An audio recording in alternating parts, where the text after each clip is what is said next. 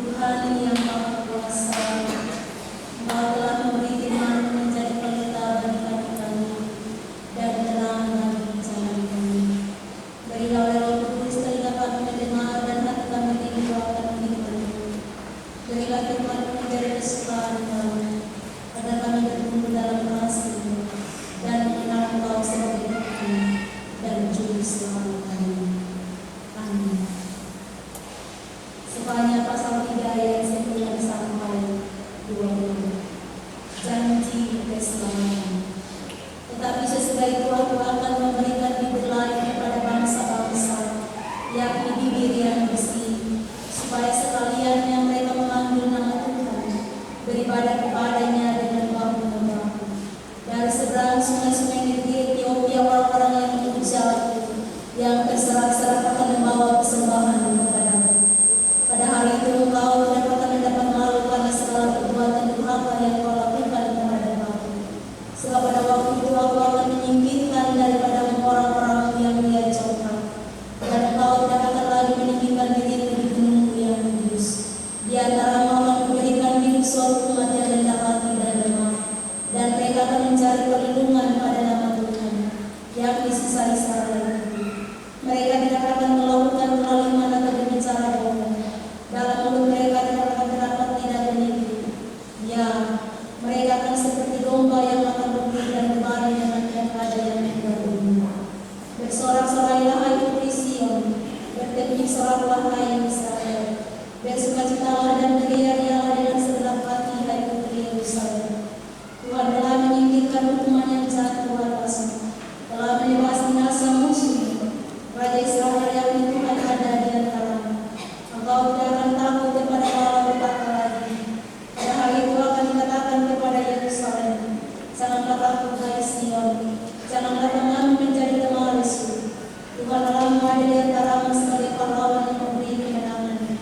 Ia bergirang karena engkau dengan sukacita. Ia membaharui engkau dalam kasih-Nya. Ia bersorak-sorai karena engkau dengan sorak-sorai.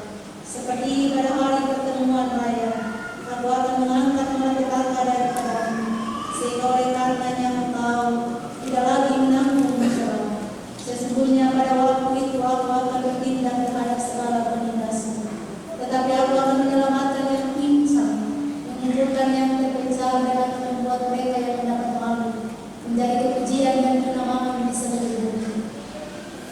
Pada waktu itu aku akan membawa kamu pulang, yakni pada waktu aku mengumpulkan kamu, sebab aku mau membuat kamu menjadi kenamaan dan kepujian di antara segala bangsa di bumi, dengan memulihkan keadaanmu di depan mereka.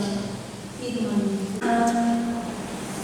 dari perikop bacaan kita tadi diberikan tema untuk kita renungan di saat ini, dan untuk sepanjang minggu kerja yang baru ini adalah Tuhan memilih membaharui dan menyelamatkan. Semangat yang dikasihi Tuhan, kalau kita mendengar firman ini, ada 3 kata kunci di situ. Yang pertama, Tuhan memilih, kemudian Tuhan membaharui, dan Tuhan menyelamatkan. Memilih berarti memisahkan dari yang tidak baik. Memilih berarti memisahkan sesuatu, baik terpisah dengan tidak baik, layak terpisah dengan tidak layak, dan sebagainya. Tuhan memilih orang-orang yang tidak layak, orang-orang yang terpisah, orang-orang berdosa, dipilih Tuhan, diampuninya, dibaharuinya, dan diberikan kelayakan untuk hidup dalam keselamatan. Tuhan mau baharui.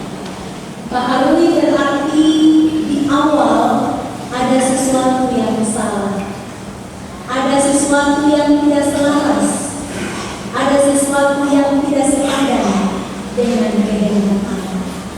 Dibaharui berarti diubahkan, dibarui dari yang tidak layak menjadi layak, dari yang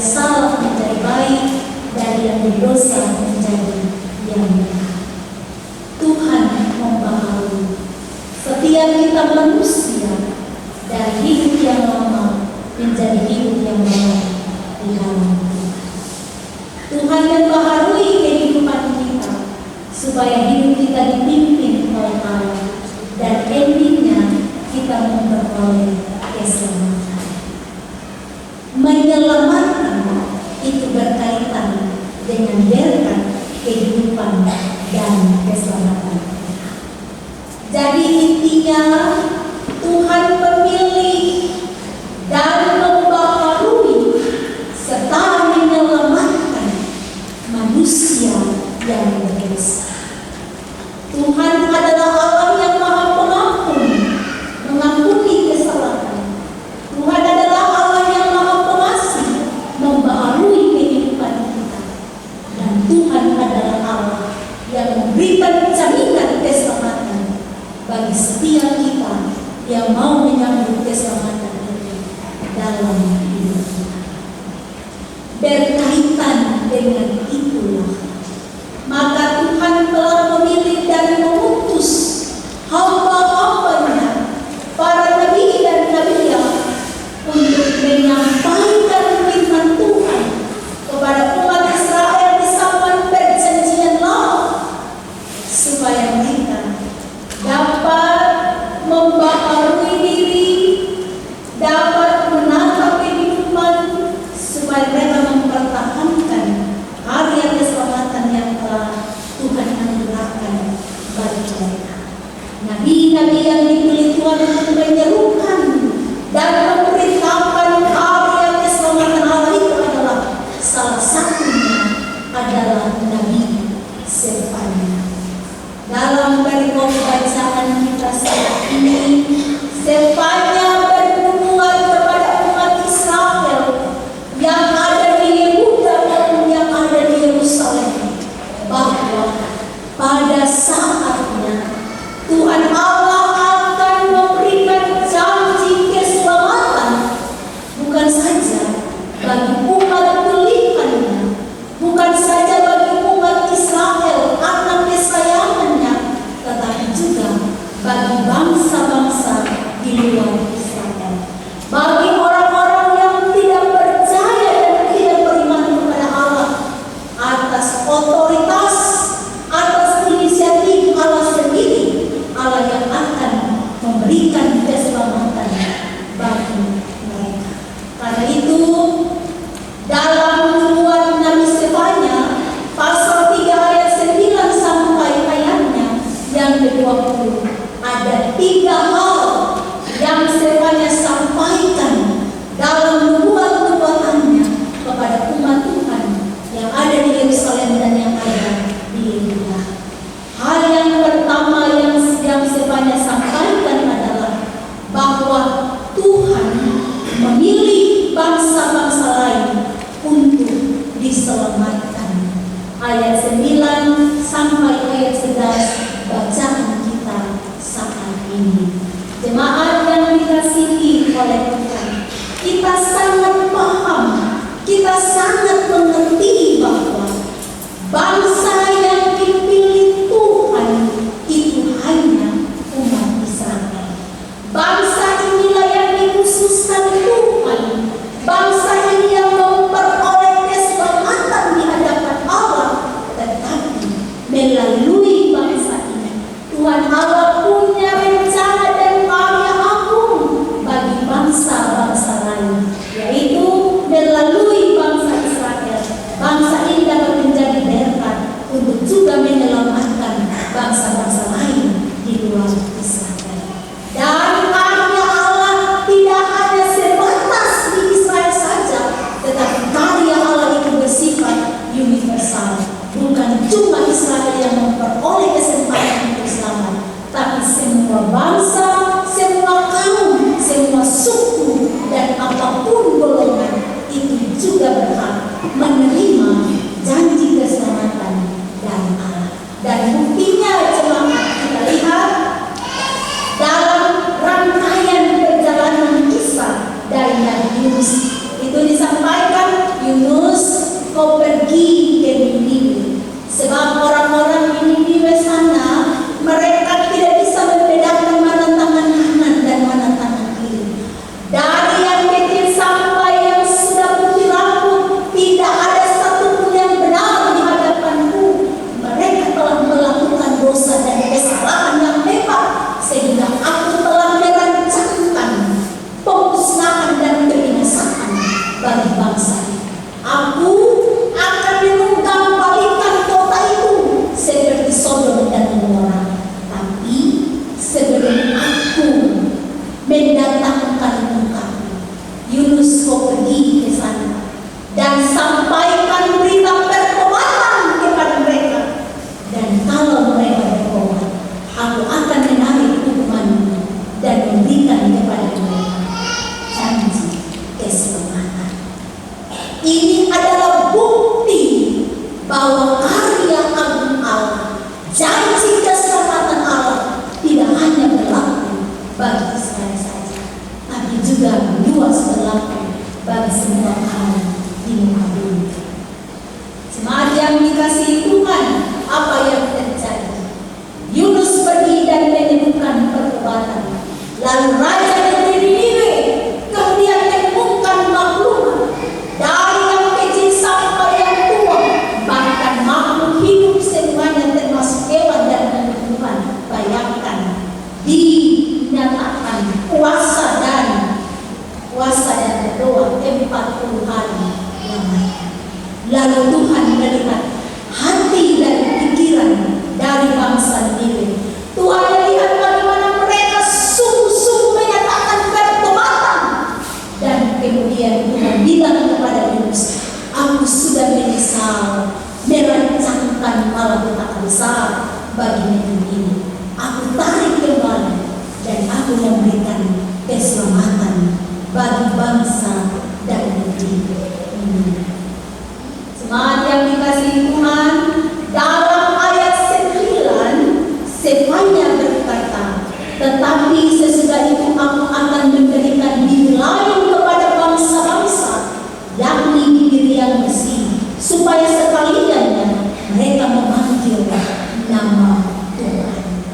Bibir lain kepada bangsa-bangsa, bangsa-bangsa yang tidak menyembah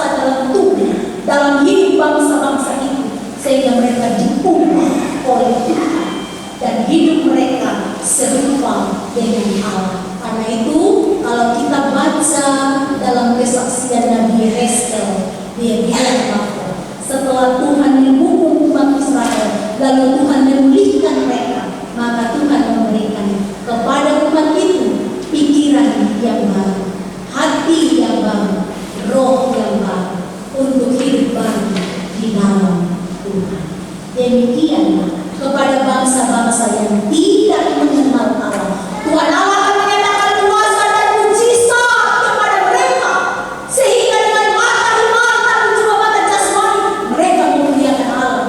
Bapak Ibu, kita ingat kesaksian Raja Nebukadnezar. Kita ingat kesaksian Raja Darius. Ketika Daniel dimasukkan ke gua singa, Sadrak, Mesak dan Abednego dilemparkan ke dalam perapian yang menyala-nyala. Mereka dengan mata jasmani melihat bagaimana kuasa Allah yang kuasa dalam kehidupan umat Tuhan yang takut, yang percaya dan beriman kepadanya. Dan karena itu, dari peristiwa itu mereka kemudian mengubah hukum yang berlaku saat setiap orang yang berada di wilayah kerajaan Persia, Media maupun Babilonia, semua orang harus sujud menyembah kepada Allahnya Daniel, kepada Allahnya Sadrak, Mesak dan Abednego. Ini luar biasa Allah yang disembah, bukan saja oleh umat Israel, tapi juga Bapak Ibu saudara dan saudara, bahwa Allah kita adalah Allah yang hidup, Allah yang kuasa, Allah yang perkasa, yang mampu melakukan banyak hal melampaui jalan pikiran kita untuk mendatangkan kehidupan dan keselamatan bagi setiap kita yang percaya kepadanya. Jemaat yang dikasihi Tuhan, Tuhan Allah memilih Bapak Ibu saudara dan saya, bukan kita semua adalah anak-anak kegelapan, anak-anak yang hidup diperbudak oleh dosa, tapi oleh karena karya Injil, Bapak Ibu saudara dan saya bisa berpindah dari kegelapan kepada terangnya Kristus Yesus. Tapi terkadang pola hidup kita, bibir mulut kita masih mencerminkan gaya hidup kita yang lama, yang masih hidup dalam kegelapan. Sebab itu, minta Roh Kudus Tuhan, minta jamahan tangan Tuhan untuk menjamah bibir mulut kita, supaya kata-kata sumpah serapah, kata-kata kutuk, kata-kata hujatan, kata-kata yang menyakiti hati Tuhan, yang menyakiti hati suami, hati istri, hati anak-anak, hati orang-orang yang ada di sekitar, itu tidak lagi dikeluarkan dari bibir mulut yang sudah dijamah oleh jamahan tangan. Itu tidak lagi dikeluarkan dari bibir mulut kita yang sudah dijamah oleh Roh Kudus, supaya kita dipulihkan, dibangun, dan mulut ini hanya berbicara untuk mengeluarkan kata-kata berkat yang memberkati sesama kita. Sebab kita adalah orang-orang pilihan, kita ditempatkan dalam dunia untuk menjadi berkat bagi orang lain. Karena itu, salah satu kita yang dapat kita lakukan untuk menjadi berkat melalui ucapan-ucapan, melalui perkataan-perkataan yang jujur, yang benar, yang adil, yang sesuai dengan kehendak firman Tuhan. Jemaat yang dikasihi oleh Tuhan, hal yang kedua yang disampaikan Nabi Sefanya dalam nubuatnya bagi orang Israel yang ada di Yerusalem dan Yehuda adalah Tuhan membaharui kehidupan umat Israel. Kita bisa lihat dalam ayat 12 sampai ayatnya yang ke-13. Bapak Ibu jemaat yang dikasihi Tuhan, tadi saya katakan kalau dibaharui berarti di awal kehidupan ada yang salah, ada yang tidak beres, ada yang tidak selaras dengan kehendak Allah. Salahnya di mana? Tidak beresnya di mana? Dosa. Dosa yang membuat jurang pemisah antara kita dengan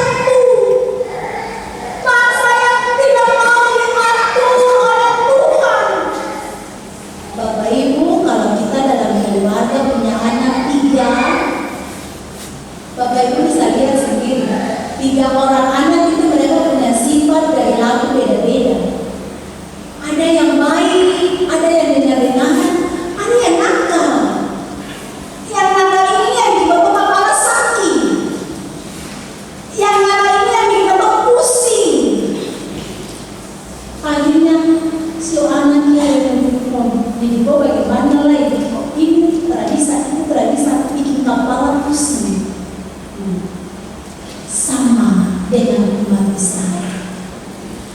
Tuhan sudah mendidik mereka dengan berbagai cara.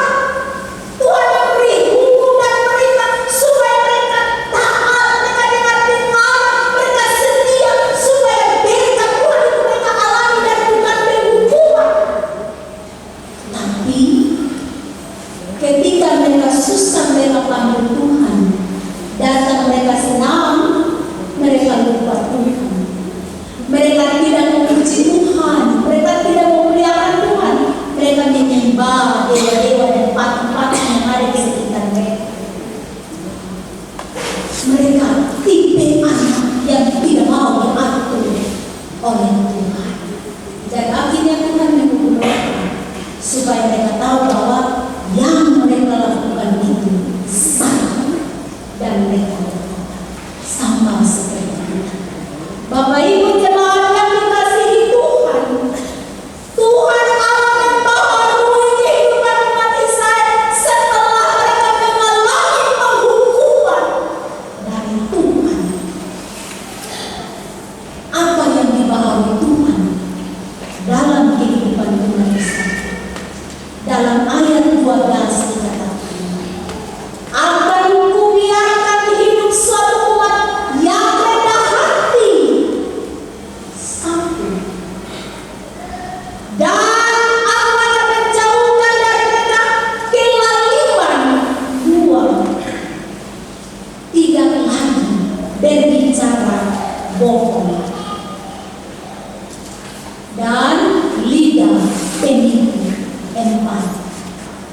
Itu berarti bahwa dalam kehidupan umat Israel mereka tidak rendah hati, mereka congkak, mereka aku, mereka sombong, tidak mau diatur Tuhan, membanggakan diri.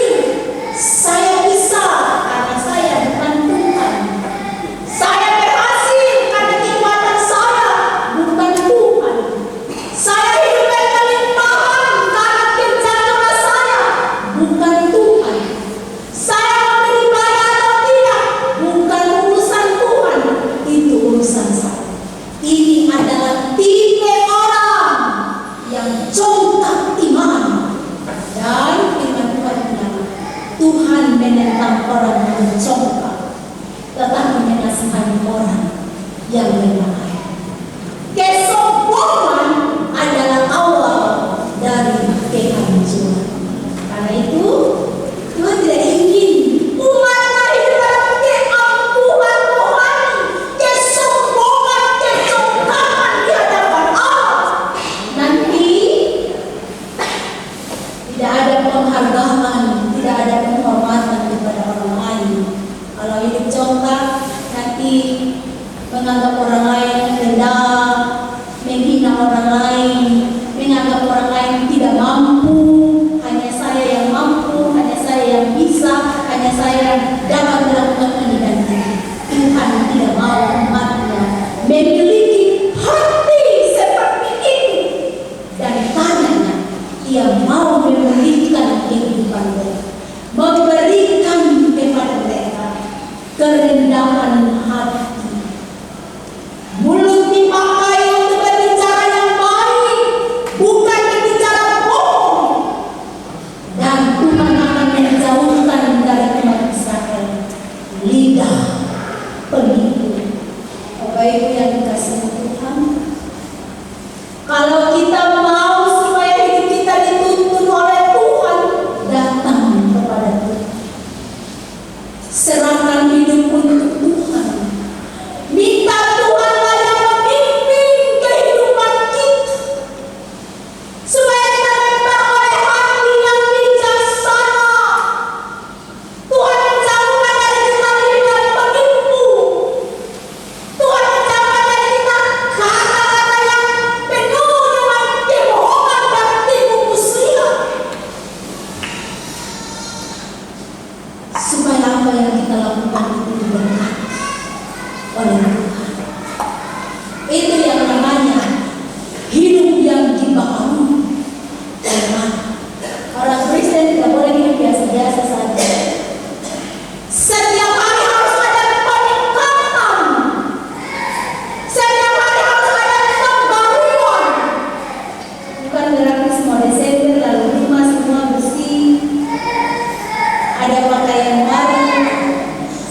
baru tidak.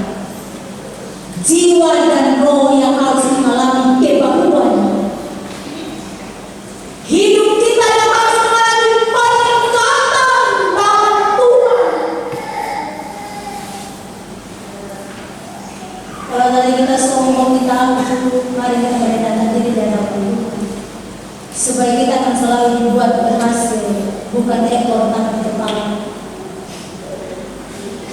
Kalau kita sudah menjadikan bibir mulut sebagai lidah penipu, lidah pembohong, berdoa minta ampun. Supaya Tuhan jaga bibir mulut kita dan mulut ini dipakai untuk banyak cara yang lain.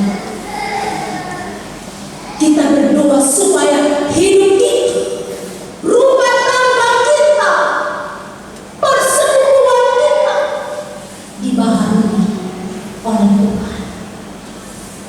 Sehingga yang kita lakukan menyenangkan hati Allah. Semangat yang dikasihi Tuhan, hal yang ketiga yang disampaikan sebanyak bagi umat Israel adalah Tuhan Allah mengampuni dan menyelamatkan bangsa Israel. Kita bisa lihat dalam ayat 14 sampai ayatnya yang ke-20. Tuhan Allah dengan kasih-Nya mau memulihkan umat Israel. Tiada kami tidak perlu takut terhadap malapetaka. Kamu akan bergirang dan bersukacita. Sebab aku akan menyertai engkau yang bercerai-berai akan aku kumpulkan. Orang yang pincang akan dibuat berjalan normal. Pincang ini artinya hidup kita yang salah, Bapak Ibu. Hidup kita yang penuh dengan dosa. Kita cacat di hadapan Allah. Kita pincang di hadapan Allah. Tapi Tuhan akan membuat kita normal kembali. Sebab tubuh dan darah Tuhan telah membersihkan kita. Dan hidup kita bersih di hadapan Allah. Nah itu dalam ayat 19 dikatakan, sesungguhnya pada waktu itu aku akan bertindak terhadap segala penindasan, tetapi aku akan menyelamatkan yang pincang, mengumpulkan yang terpincang. Tuhan Allah memberikan keselamatan bagi umat Israel, tapi juga Bapak Ibu Saudara dan Israel, kita telah menerima karya keselamatan Allah. Tubuh dan darah Tuhan dikaitkan